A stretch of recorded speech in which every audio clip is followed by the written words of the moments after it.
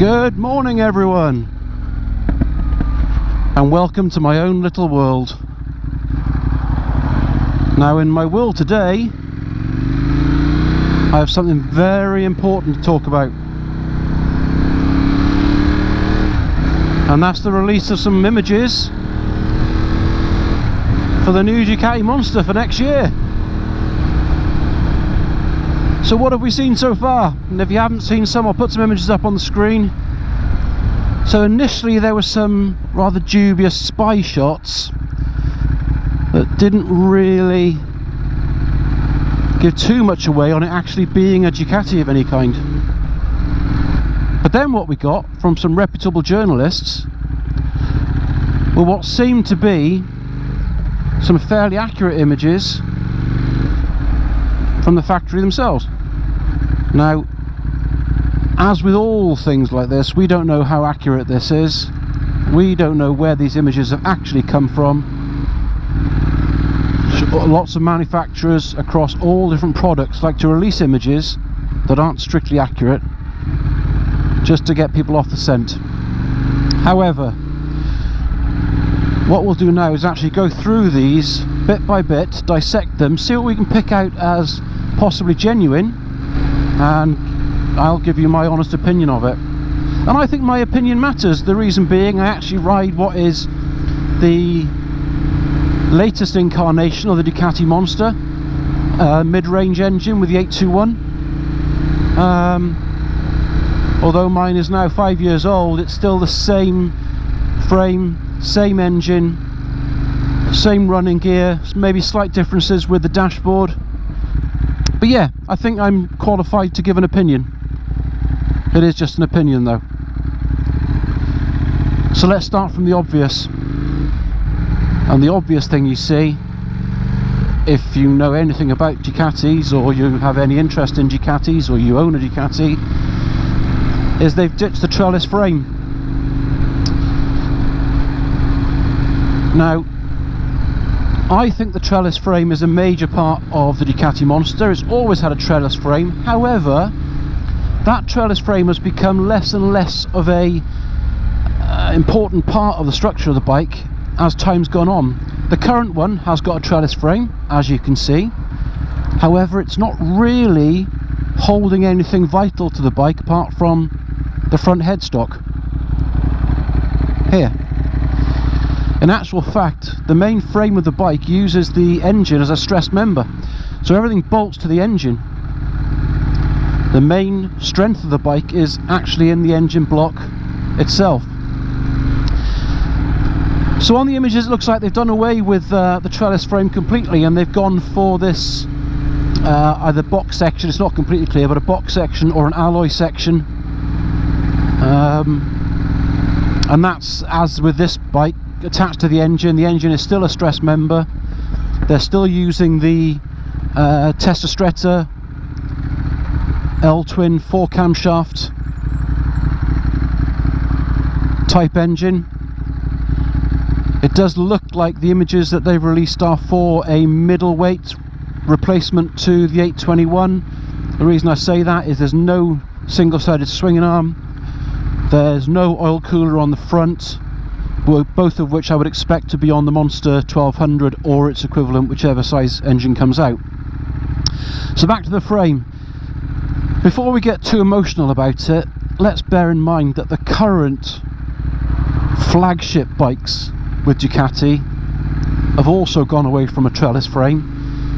In the Panigale V4, the Street Fighter V4, they now use a box section which in essence looks very similar to the one that is going to be attached to the new Monster.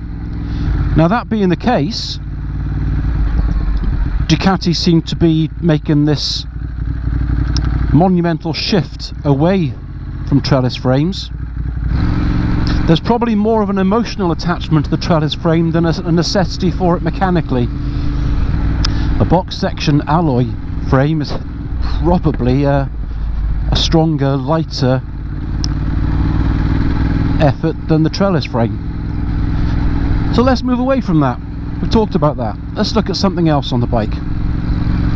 The rear end, I think, looks very, very Panigale-like, or Street Fighter-like. It's got that high end, although they've obviously had to keep a sensible pillion seat.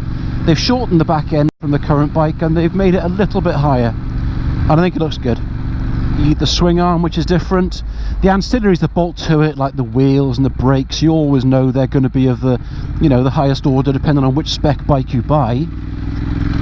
The Brembos are still there, and as you would imagine, even on the smaller middleweight version, it would still have those Brembos. The funny thing is, when you look at all the bits that have changed, the Chinese built Benelli 752 looks actually more like a Ducati Monster than the new Ducati Monster does. And if I'm being brutally honest, I don't like the new Ducati Monster. As a package, it doesn't look any different to any other mass-produced bike. And the thing is, it goes away from the idea of the Ducati being something special. You see, when you've got the Panigale and the Street Fighter, you've got power on your side. You've got the absolute balls out nut nature of arguably the best track bike and the best super nakeds. See, I think Ducati have got those two sections tied up. The thing with the Monster, it's supposed to be a middleweight bike, but they're not cheap by any means. And what that means is you're buying what is going to be really a faceless bike with very little link to the origins apart from the L-twin engine, and you're going to pay a premium for it.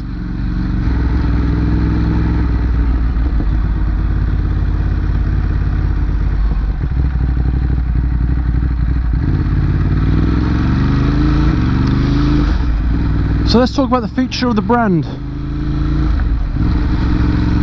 There's been a couple of mock-ups of the possibility of a Ducati Monster 1200 V4. Now, I'm not saying it's not going to happen, however, the mock-ups have been done using the current frame, and I'd be very surprised if they would put the V4 engine out of the Panigale V4 and the Street Fighter V4 into the Trellis frame that they already feel is a movement forward for the Monster brand. So I don't think that's going to happen. I'd be very surprised. And also, you've got to think of the fact, why would you upgrade the Monster 1200 RS to put into a position where it can basically touch on what is already the brand leader in that field, which is the Street Fighter V4. So I'd be surprised if we see anything upgraded on the Monster 1200. I would expect them to keep the price low and keep it with the L-twin rather than the V4. Be interesting to see if that does actually happen though, because the mock-up pictures are stunning, absolutely stunning, and possibly even a game changer, apart from the fact that the game has already been changed by Ducati and everyone else is still trying to catch up. Here we go, poppity pop pop pop.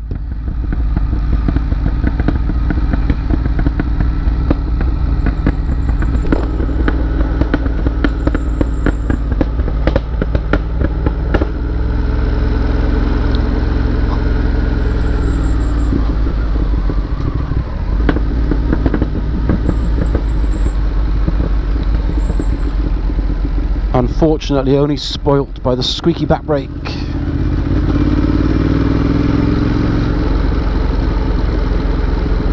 Damn those devilishly good Brembos.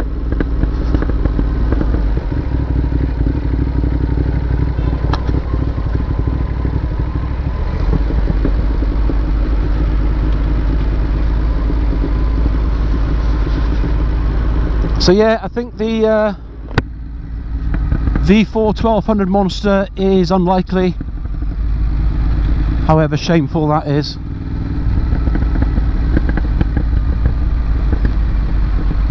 So what else can we see? To be fair, we've got to be quite careful in our opinions. It is a mock-up picture. We don't know whether it's genuine or not. We don't know whether Ducati are going to stray away from the Trellis frame that's made them the company that they are currently. I think having a bike that doesn't have that little bit of difference to the standard crop, the standard Japanese crop, the Chinese bikes, you know. I mean, MV Augusta are quite happy to sort of build their bikes that look that little bit different to command a premium price. Same as Aprilia. The Aprilia Shiver, when you look at it, next year would look more like a Ducati Monster than the Ducati Monster will. So that's my opinion, and as I've said, it is just my opinion. I love my Ducati Monster,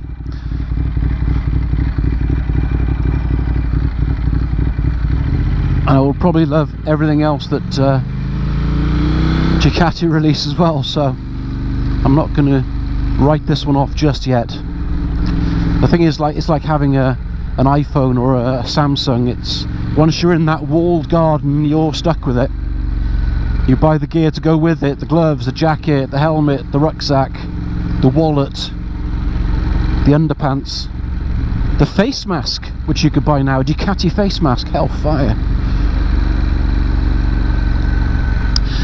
But yeah, once you're in there, you kind of stay there unless something outstanding sort of drags you out of it.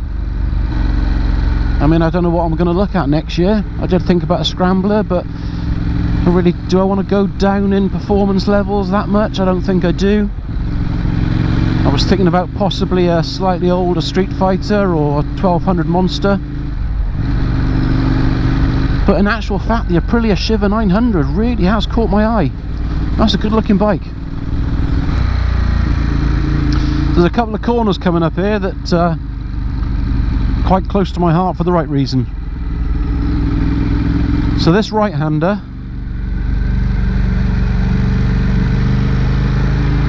and this left-hander, before all these houses were built, were part of just a lane that went down the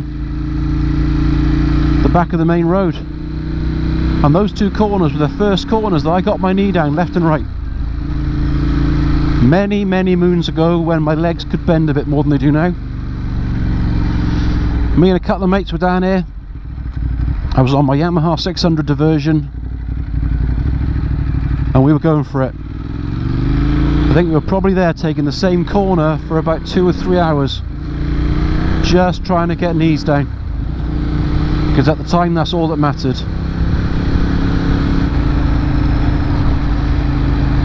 So if you enjoyed my little talk through of the upcoming unexpected Ducati Monster series, please chuck us a like.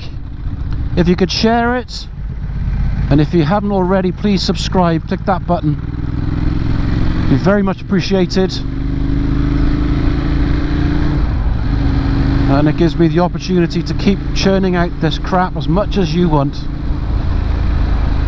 Take care all, and I'll catch you on the flip side.